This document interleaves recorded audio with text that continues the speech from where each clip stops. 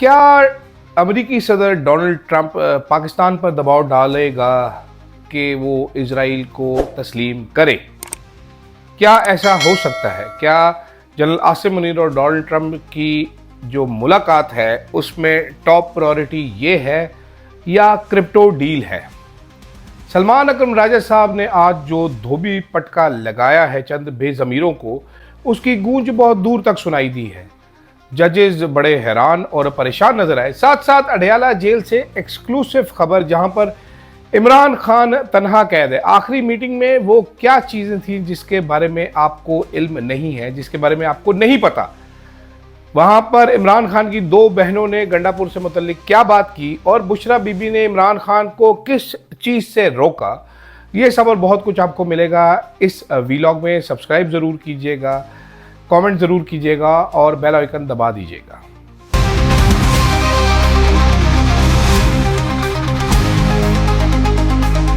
अस्सलाम वालेकुम जी, मैं हूं अदील राजा, आप देख रहे हैं मेरा यूट्यूब चैनल। जनाब, इस वक्त डोनाल्ड ट्रंप और आर्मी चीफ पाकिस्तान के जनरल आसिम मुनीर की मुलाकात हो चुकी है।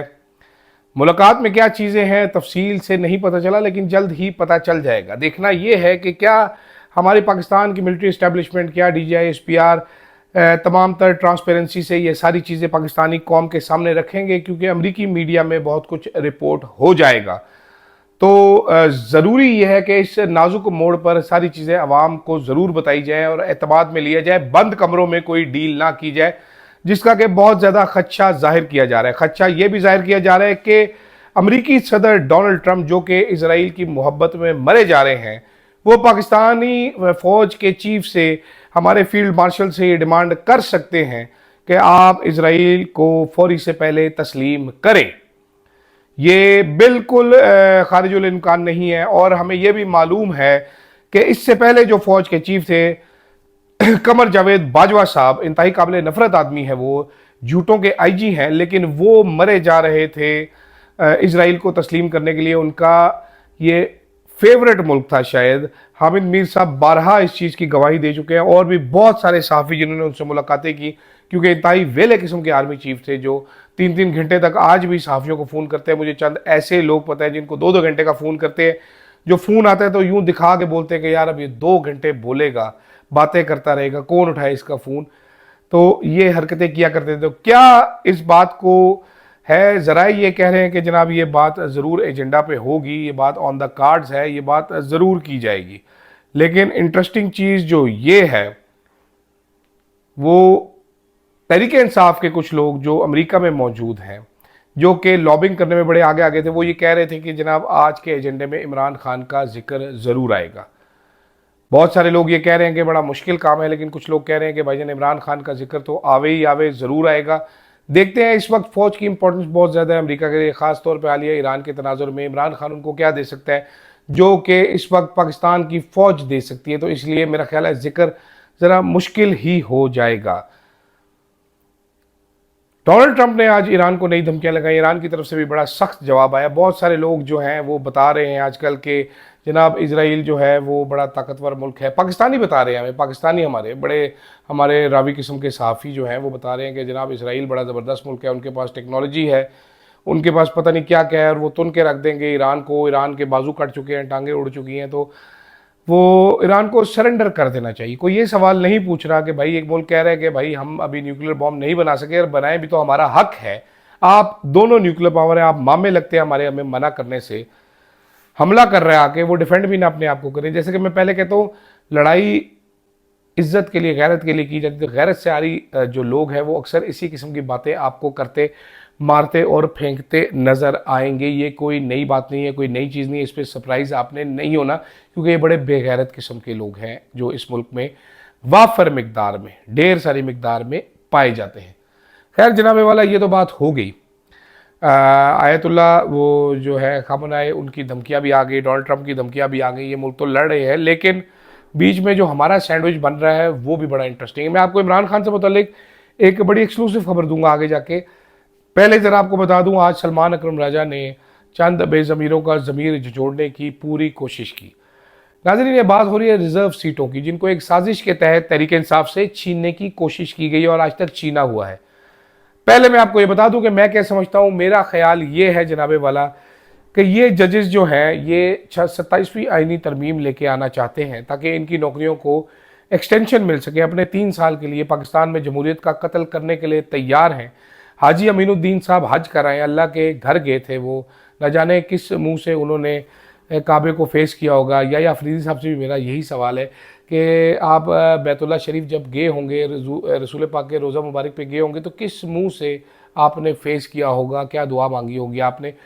अवाम का हक मार रहे हैं आप माफ़ कीजिएगा। फजूल किस्म के सवाल किए गए आज भी अमीनुद्दीन साहब की तरफ से। सलमान राजा को बार बार रोक रहे थे। जो सवाल वो फैसल सिद्दीकी साहब से कर रहे थे कि आपके लोगों ने ये नहीं किया, ये गलती है, तो सलमान राजा ने आज खोल के रख दी सारी बात। मुंह पर खड़े होकर बताया कि जनाब हम 3 दफ़ा आए थे पार्टी बनने के लिए, रजिस्ट्रार नहीं बनने दे रहा था। रजिस्ट्रार का क्या काम है? वो जस्टिस शाहिद साहब है, वो भी अजीबोगरीब एतराज़ लेके आ गए। वो AOR लेवल के एतराज़ात लेके आ गए जनाब के ये एडवोकेट ऑन रिकॉर्ड है, पिटिशनों पे ऐसे एतराज़ात लगाता है जो वो लगा रहे थे। आपके क्यों नहीं बनने दिया? रजिस्ट्रार का क्या हमें रुकने, हमने क्यों नहीं सुनी हमारी दरखास्त?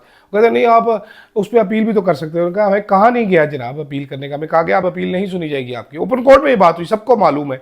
ये अंधे बहरे गूंगे हैं, इनकी अकल में भी पत्थर पड़े हुए हैं। माजरत के साथ मुझे गुस्सा चढ़ता है बातें सुन के, लेकिन ये कितना झूठ बोलते हैं बैठ के।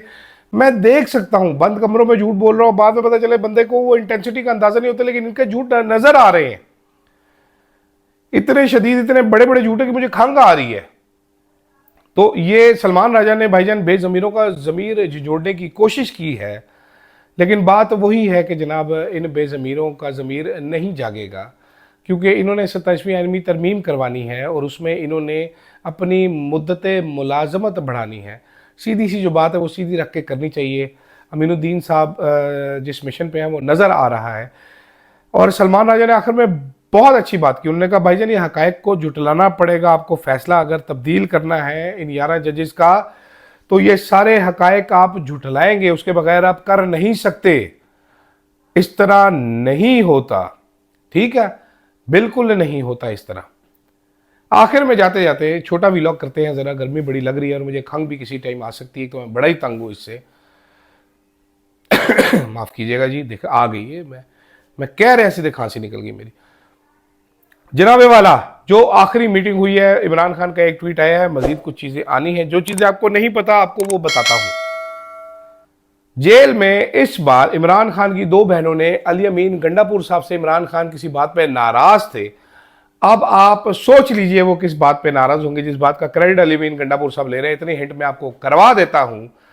और इमरान खान साहब कह रहे थे जब मैंने कहा था फिर इन्होंने क्यों किया, लेकिन बहनों ने अली अमीन गंडापुर साहब की ठीक ठाक साइड ली। हालांकि बुशरा बीबी मुलाकात में मौजूद थी, वो नहीं खुश अली अमीन गंडापुर साहब से।